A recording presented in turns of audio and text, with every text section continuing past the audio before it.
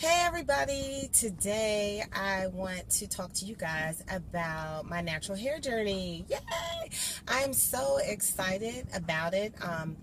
I used to have like a Caesar haircut, and it was like very low, and I would keep a relaxer in it.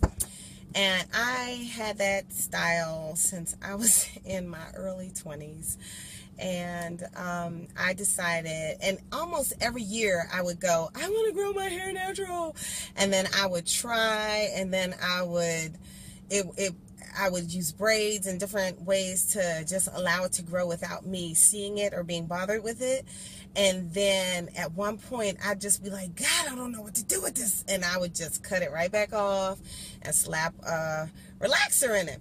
So, 2.5 years ago, I decided I am going to grow my hair natural. Again, repeating this pattern every year. And it was October, 2.5 years ago. And I gradually cut the relax out of my hair because I always cut my own hair and everything. I love doing my own hair. So I cut the relaxer out of my hair and I allowed it to just grow, and I kept clipping until all the relaxer was gone. And then I was allowing it to grow natural, and I decided I wasn't going to do braids or weaves or anything because I have like a pea head. I got this really tiny head, and whenever I would do weaves or braids, my hair just would look crazy. I'd look like a little pea head with all this hair on top of my head looking like a big old mop. I mean, the last time I had braids, I had so much hair in my head that my head was like leaning back like this. I was like, oh my God, my neck hurts. I had to take those jokers out. So, I mean, I literally paid a couple $100s, I think, to get my hair braided, and took those jokers out within a couple days because I just couldn't take the heavy weight on my head. So I decided to grow it naturally, and I started, and it was okay at first because I was used to having short hair, and I've done the little curly fro thing before. So I thought, okay, this is cool. And then when it got to be maybe an inch long, I was like, ooh. And I kept a box of relaxer underneath the shelf because I was like, just in case I get the urge, I got me a box of cream and crack underneath the shelf just to, I was going to slap a relaxer up in there. So I remember one day I was at the Smithsonian with my daughter, and we were going to see this Indian show, and I was at my wit's end almost, and I saw this girl who had natural hair, and she was working there at the Smithsonian. I went up to her and I said, hey, I am about to use my box of creamy crack. Please help me figure out what to do with my hair. And she goes, have you been on YouTube? And I go, no. And she said, well, go to YouTube. And she told me some people to look up. Oh my stars. I said, thank you so much. So I went on YouTube, and I must have spent hours on YouTube figuring out what to do with this head. And so I went on there. I found a couple people that I related to, that I thought, okay, I like what they're saying. I want to do what they're doing, and they were helping me transition from this little bush thing and not look so special to me. And so I subscribed to a couple of channels, and every time that they would post, I would watch their new things, and I started doing what they said. So what I did initially was I started with finger coils. So those of you who have just done the big chop and you don't know what the heck to do, well, I started with finger coils after the bush needed some help. And now everything that I used initially was not natural, I'm telling you, and everything I use now is not all natural. So I do use some stuff that's not natural, but mostly everything is pretty natural.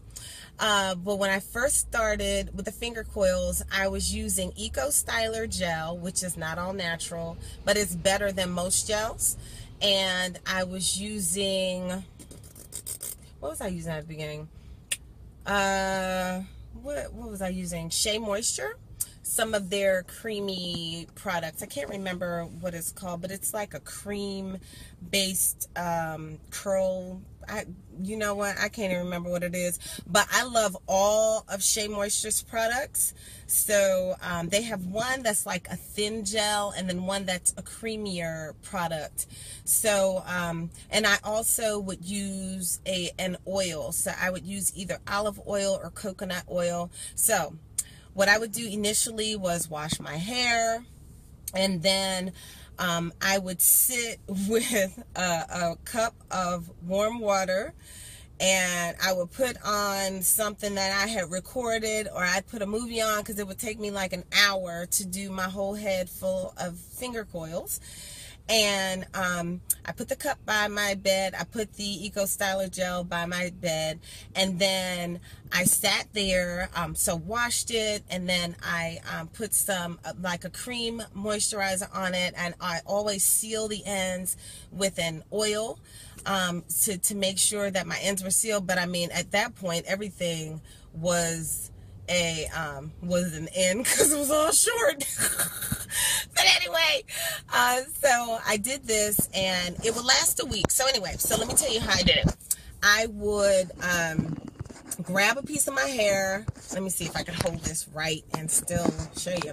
Well, I would grab a little section of my hair in the back, and it would be a little teeny weeny section, like maybe this big, and I would put the Eco Styler gel on the little section, and then I would take it piece by piece. So a little teeny weeny section like this would end up being maybe 6 finger coils, and I would dip my hand in the water, make sure the section was still moist and wet, and then I would take my finger with the Eco Styler gel and just roll my finger around the little pieces and do the whole little section. Then I get another section and repeat it. So I would moisten it with the water Eco Styler gel and do the finger coils. So that's how I started doing it. Then I started learning more about balancing your hair, making sure the pH was balanced. And I created a water with a little teeny bit of apple cider vinegar. So I would have a shaker bottle, put a little bit of apple cider vinegar in the whole bottle of water, maybe this big. You can get it from Sally's Beauty Supply Store or any beauty supply store. And I would squirt my hair as it would dry and make sure that the water was with the apple cider vinegar. And I would just do my whole head filled with finger coils, and then I would tie it down, and that would last me about a week. Some people keep their finger coils in for a couple weeks. I like my hair to look very, very new and fresh on a regular, so I did mine once a week, and I washed it once a week. Now, one thing, some people wet their hair every day, and one thing with natural hair, your hair needs to stay moist but not wet, because the wetting your hair every day or washing your hair every day actually is stripping it and drying it out. So you don't want to do that. You want to, not wash so much. And then another thing that I learned on this journey was conditioner washing my hair, or co-washing my hair, was also really good. So I might wash my hair with shampoo once, and then the next 2 times I might co-wash my hair, but then I would wash it with the shampoo. And like sometimes, I know we would normally wash our hair with the shampoo a couple of times. Well, I would just wash my hair with the shampoo 1 time, just to get the product buildup out of my hair, and then I would co-wash my hair the rest of the times when I did use shampoo. So that's another thing. And as you're growing your length, you definitely want to avoid like the boar's hair brushes, and there are detangling brushes as well. I found that finger detangling was a little bit better, but if you have to use a brush, I used to use a denim brush, and I actually took every other row out of the denim brush, so that I wasn't pulling so much of my hair out. Now with my length, I use a huge pick when I do clear my hair out with a comb. And I very rarely use a brush at all. Now, one thing that you want to do as you're doing your hair and you're doing your finger detangling, always make sure your hair is moist when you finger detangle. And if you could put a little bit of product on it, and I'll tell you about a cream that I make that I use on my hair regularly. But you want to finger detangle, and then as you're feeling little balls at the end of your hair, you want to always have a little pair of scissors for your hair nearby, and clip the little balls off, because they will help more of your hair break off if you leave those little balls at the end of your hair where you've had maybe a split end or something, or a little tangle or knot or something. Just clip those off and don't worry about it, the fact that you're clipping off these little balls. Okay. What else? Cream. One of the products that I use on my hair now is the Shea Butter. I buy a bucket of Shea Butter, and I buy it crumbled, and it's raw Shea Butter. I pour it into a bowl. I put 2 heaping tablespoonfuls of coconut oil, raw coconut oil in it. I put 1 tablespoon, and I hope I said tablespoon before, of the coconut oil. I put 1 tablespoon of olive oil in it, and then I use a little emu oil. I squirt a little emu oil in there. I squirt a little jojoba oil in there. And I also use vitamin E oil sometimes. I have different kind of oils, and I'll just, you know, squirt a little bit of oil, a little bit of this, a little bit of that, and create a mixture. And then I use essential oils as all the time. I always use rosemary oil, because rosemary oil helps stimulate hair follicle growth. So I always use rosemary oil in my Shea product. I might use a little Lang Lang oil. I may use a little lavender or blood orange or lemon. I love citrus, so I like my butter to smell a little citrusy. So I use some of that, and then I blend it up with a mixer, like a cake beater. Cake, you know, that you blend cake up with, and I blend it up, and then I put it in containers. I put it in the freezer, and then I pull them out to use them. So what I do with my hair now, as it has been growing, is I do the either the vinegar, apple cider vinegar, to moisten the strands, and not saturating them, just to moisten the strands. And then I put the Shea Butter mixture on the length of the hair, and I often seal the ends with the Shea Butter mixture, or I've made an oil as well that I might use just to seal the ends of my hair. It's very important for natural hair, like I said before, to be moist, and it's very important for your ends to be sealed on a daily basis. Once you start having some length, you want to seal those ends with some oil on a regular. I do it every day. Okay. The oil that I make, I have a bottle, and I pour olive oil in there, and I pour all my other little oils in there, you know, that I mentioned before. I might put some grapeseed oil in there, or some almond oil, or some emu, jojoba, vitamin E. Sometimes I put castor oil in there. I know castor oil has very good properties, but I notice sometimes when I use castor oil, I get a little bit of itching on my scalp. And when I don't use the castor oil, I don't get that. So you might want to just test and see if you have any irritation to castor oil. And I definitely have irritation to the black castor oil, although that's supposed to be very, very good. So you might want to test yourself first before trying the different oils. And then I also put the essential oils. I definitely put the rosemary in my oil, my liquid oil. So you want to seal your ends on a daily basis as you start getting some length. And this is me. This is what I do. Now, everybody doesn't do this. Some people do their hair once a week, once every 2 weeks. I do my hair every night. So now that I have length, and even before I had this much length, this is 2.5 years of growth, but before I had this much length, I would I would still do my hair every night, and I would just take that time out. It would be like 45 minutes or so, and I would grab a larger piece. So initially when I was doing the finger coils, I was grabbing small little pieces and doing about 6. Then I got to grab a larger piece, and I would just do a 2-strand twist and put in a Bantu knot. And then, but I do that same process. I'd also use another solution that I use now, besides the apple cider vinegar, is I use an aloe vera water. That's what I call it.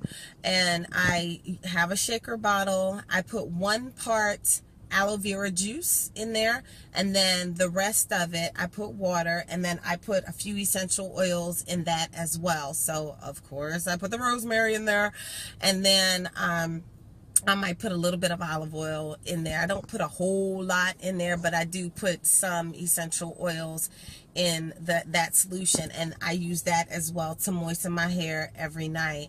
So as it's gotten longer, now I parted, well, I, finger parted down the middle, and I have maybe 8 pieces on each side, and I twist it, I moisten it up, I finger detangle, I feel if there are any balls on the ends. If there are any balls on the ends, then I clip them with scissors, and then I twist it. I do a 2-strand twist, swirl it around in Bantu knot, and I put a satin scarf on it and go to bed.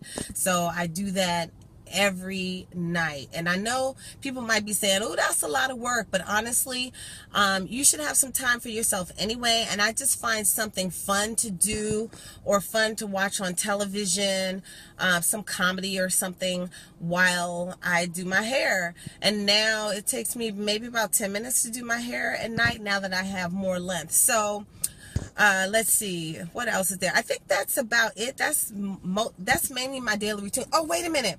There's one last thing. I learned about this Rorree clay shampoo from the young lady. Her site is Natural85, I think. She's awesome. I really love watching her. And she has this recipe for this Rorree shampoo, and it's a mud, it's a clay, so your shampoo's gonna be brown, looking like some muddy water. But I have a little bottle, and I ordered the Rorree clay. I think I got it from Bulk Apothecary, I think, and I get some of my oils from there too. And I pour the Rorree clay, and I pour some aloe vera water, aloe vera juice rather, and a little bit of apple cider vinegar, and I put a little bit of essential oils in the bottle thing. I think I use about 2 ounces of Rorree clay, and then I shake it up, and then I've already sectioned my hair into pieces, and I take 1 piece and I do my scalp, and I massage the scalp with the shampoo, and it doesn't lather or anything. And then I do my strands with the shampoo, and then I just twist it up. And I do the same thing that I do at night, but I have the Rorree clay in it, and I kind of wash it with the Rorree clay mixture, the clay shampoo, and then I put a little plastic bag on my hair. You know what I'm talking about, the plastic cap, not a plastic bag. I know back in the day when we had no plastic caps, we used to use a grocery bag, right? A little plastic grocery bag. But yeah, so I put a little plastic cap on my head and leave it on there for like an hour. I would. And then when I rinse it out, what I noticed was the elasticity came back to my hair, and my hair felt so much more alive after rinsing that out, and it was so detangled. It was really awesome. So I would definitely do a Rorree clay shampoo wash maybe once a month at least, or if you wash twice a month, do it twice a month. I love it, love it, love it. I really, really love how it makes my hair feel so healthy, and it felt like it brought it back to life. I mean, because I was starting to feel my strands were they were starting to get a little stretched out, and I was like, what's wrong with my hair? And so that Rorree clay really snapped it back into shape. So I will post some recipes for you. So there's the aloe vera